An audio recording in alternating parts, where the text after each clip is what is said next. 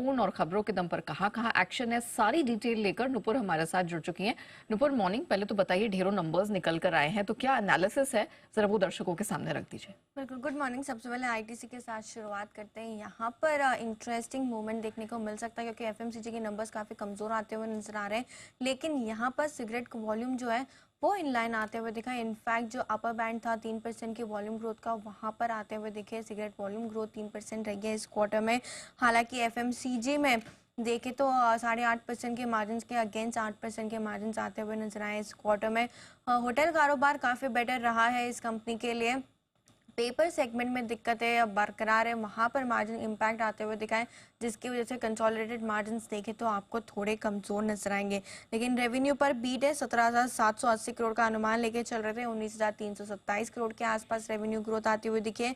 Gross margin हल्के दबाव में। कामकाजी लेवल पर मुनाफा देखें तो 5% की बढ़त आपको यहाँ पर भी नजर आएगी।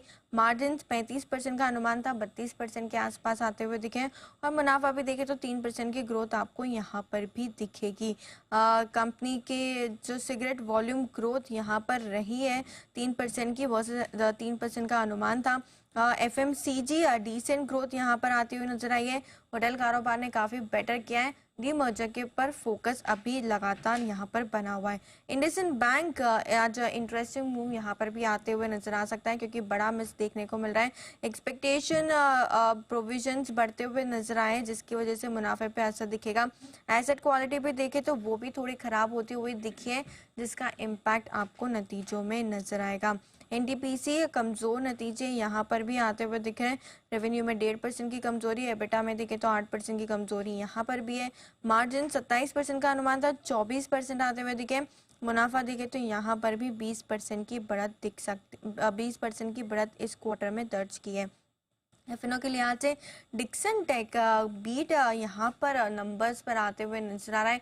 काफ़ी स्ट्रॉन्ग क्वार्टर रहा है कंपनी का जो सेगमेंट है मोबाइल एंड ईएमएस, वहाँ पे काफ़ी अच्छी ग्रोथ आती हुई दिखी है। रेवेन्यू में 133% की बढ़त है, 9,200 करोड़ का अनुमान था, 11,530 करोड़ से ज़्यादा की रेवेन्यू कंपनी ने दर्ज किया इस क्वार्टर में। ग्रॉस मार्जिन में इंप्रूवमेंट देखने को मिला है। कामकाजी लेवल पे मुनाफा देखे तो 115% की बढ़त यहाँ पर भी है। मार्जिन हालांकि 3.9% का अनुमान था, 3.7% आते हुए दिखे। और मुनाफे में भी देखिए तो आपको 265% की बढ़त दिखेगी। हालांकि एक्सेप्शनल गेन है 210 करोड़ के आसपास का।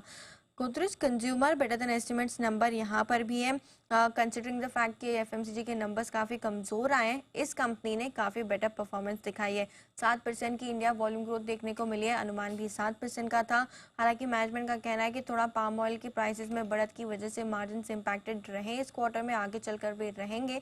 लेकिन आने वाले 2 क्वार्टर्स में कंपनी ने पिछले जो 2 क्वार्टर्स में प्राइस हाइक लिए हैं, उसका इम्पैक्ट आपको Q3 और Q4 में नजर आएगा। मार्जिन इंप्रूव होते हुए दिखेंगे। आईएक्स यहाँ पर मिक्स्ड क्वार्टर रहा है कंपनी के लिए।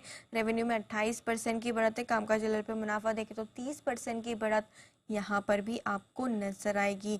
हालांकि जो वॉल्यूम ग्रोथ है वो 38% रही है कंपनी के लिए। एमजीएल यहाँ पर इनलाइन परफॉर्मेंस है, ऑपरेशनली थोड़े नंबर्स कमजोर आते हुए दिखे। मार्जिन 25% का अनुमान था, सिर्फ 23% के मार्जिन इस क्वार्टर में रहे। जीएमआर एयरपोर्ट्स कंसोलिडेटेड नंबर्स देखे तो आपको कमजोरी नजर आएगी। रेवेन्यू में 4% की बढ़त है, लेकिन इस बार 54 करोड़ का घाटा लेकर चल रहे थे। अनुमान के तौर पर 280 करोड़ का घाटा कंपनी ने दर्ज किया है। यूनाइटेड ब्रूरीज यहाँ पर स्ट्रॉन्ग परफॉर्मेंस है, प्रीमियम सेगमेंट में डबल डिजिट की ग्रोथ आती हुई दिखी है। इनफैक्ट वॉल्यूम ग्रोथ भी काफ़ी स्ट्रॉन्ग रही है। तो कंजम्पशन के आज स्टॉक्स के जो नतीजे वो आपको बेटर दिखेंगे। ओएफएस स्टॉक काफ़ी भागा हुआ है और यहाँ पर कमज़ोर नतीजे कंपनी की तरफ से आते हुए दिखे। रेवेन्यू में 4% की कमजोरी है, मार्जिन में 400 बेसिस पॉइंट की कमजोरी नजर आएगी। और मुनाफा भी देखे तो 6% की कमजोरी यहाँ पर भी है। तो ढेरों नंबर्स निकल कर आए। जैसे सर कह रहे थे कि नतीजों वाले स्टॉक्स पर फोकस रहेगा, तो बहुत सारे स्पेसेस हैं, पर्टिकुलरली कंजम्पशन स्पेस, जहां पर नजर रहेगी। नुपुर, और कौन कौन से नंबर्स हैं जो आज एक्सपेक्टेड हैं, और ट्रिगर्स भी बता दीजिए। बिल्कुल, आज बीईएल साथ ही साथ BPCL, Coal India, JSW Steel, Shriram Finance के आज नतीजे आते हुए दिखेंगे, तो सारे स्टॉक्स फोकस में रहने वाले हैं। और फिर से Atul, bank of Baroda, Chola investment, HPCL, InterGlobe aviation, Torrent pharma, Balkrishna industries, बंधन बैंक और डीएलएफ के आज आएंगे नतीजे। श्रीराम फाइनेंस बोर्ड बैठक में जो है रिजल्ट्स के साथ स्टॉक स्प्लिट पर भी बोर्ड विचार करते हुए दिखेगा। नवकार कॉर्पोरेशन जो जेएसडब्ल्यू इंफ्रा ने खरीदा था, उसका ओपन ऑफर जो है वो आज से शुरू हो जाएगा। आज बंद होने वाला है, माफ कीजिएगा, आज जो 14 तारीख से शुरू हुआ था वो आज बंद हो जाएगा। प्राइस देखें तो 105 रुपए के आसपास की है। एक्सटेड डालमिया भारत इंटरिम डिविडेंड 4 रुपए का एडजस्टमेंट यहाँ पर नजर आएगा। एलटीआई माइंट्री इंटरिम डिविडेंड 20 रुपए का है। एलएनटी टेक की बात करें तो इंटरिम डिविडेंड का एडजस्टमेंट 17 रुपए का दिखेगा।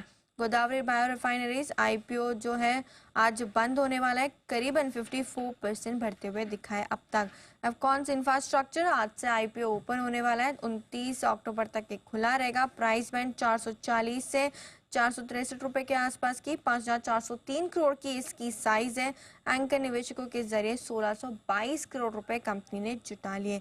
खबरों के लिहाज से एक्सिस बैंक पर रखनी है नजर। आरबीआई ने अमिताभ चौधरी को दोबारा नियुक्ति को मंजूरी दे दी। एमडी एंड सीईओ पद पर दोबारा नियुक्ति की जाएगी। यहाँ पर 1 जनवरी 2025 से 31 दिसंबर 2027 तक कार्यकाल में रहेंगे। इसके अलावा 361 मॉम जहाँ पे 24 अक्टूबर को क्यूआरपी खुला, फ्लोर प्राइस 1065 के आसपास के, मौजूदा भाव से 3% का प्रीमियम आपको दिखेगा। श्रीराम प्रॉपर्टीज जहाँ पे 23 अक्टूबर की मीडिया रिपोर्ट पर कंपनी का बयान आते हुए दिखाएं। ईडी ने बेंगलुरु और चेन्नई के जो ऑफिस है वहां पर जांच की है।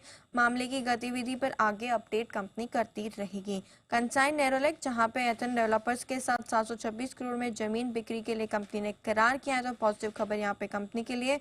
और लास्ट में एमएसटीसी जहां पे 320 करोड़ में जो फेरो स्क्रैप निगम की बिक्री के लिए कंपनी ने करार कर लिया और 60 दिनों में इसे पूरा भी किया जाएगा। ऑलराइट, थैंक यू नुपुर, वो पूरी डिटेल दर्शकों के सामने रखने के लिए।